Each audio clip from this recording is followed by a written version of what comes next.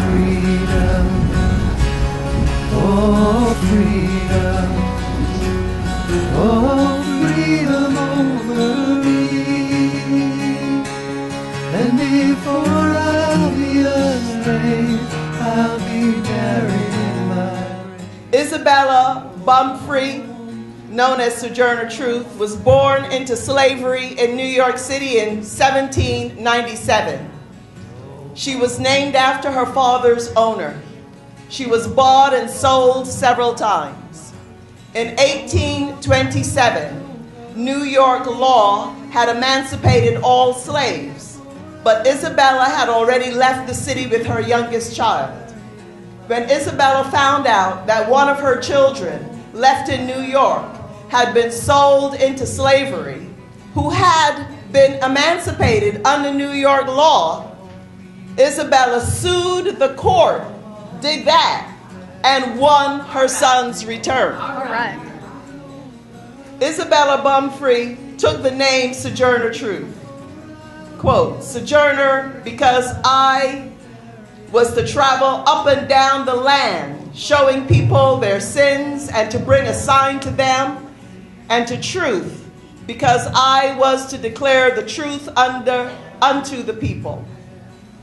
As a women's rights activist, Sojourner Truth faced additional burdens that white women did not have, plus the challenge of combating a suffrage movement that did not want to be linked to the anti-slavery causes, believing that it might hurt their cause.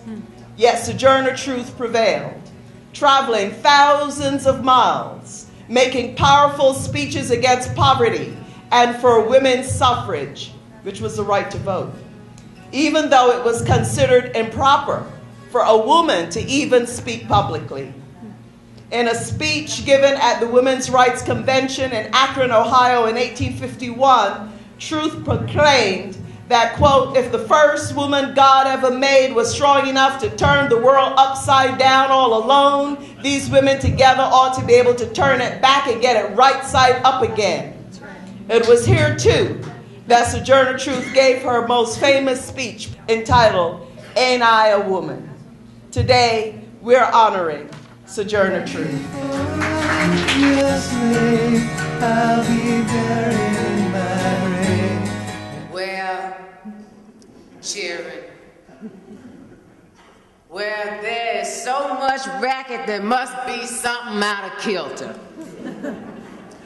I think twixt the Negroes of the South and the women of the North, all talking about rights, the white man will be in a fix pretty soon. But what's all this here talking about? That man over there says that women need to be helped into carriages and lifted over ditches to have the best place everywhere. Nobody ever helped me in a carriage, or over a mud puddle, or gives me the best place.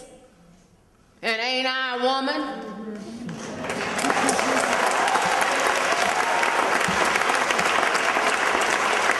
Look at me.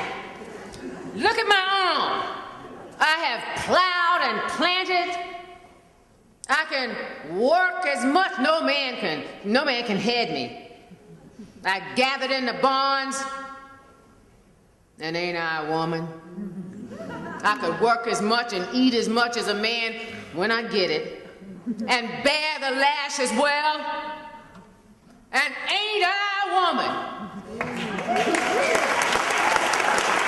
I have bored 13 children and seen most of them sold off to slavery, and when I cried out in my mother's grief, none but Jesus heard me.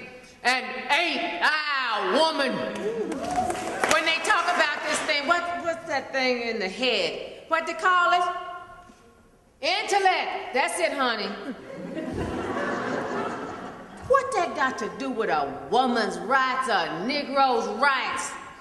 If my little cup won't hold but a pint and yours hold a quart, wouldn't you be mean not to let me have my little half measure full? Then that man there, that night, that little man in black, he said, women can't have rights as much as men, cause Christ wasn't a woman. Where did your Christ come from?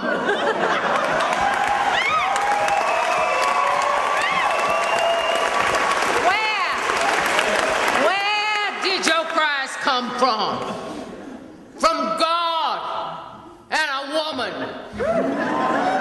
Man ain't had nothing to do with it.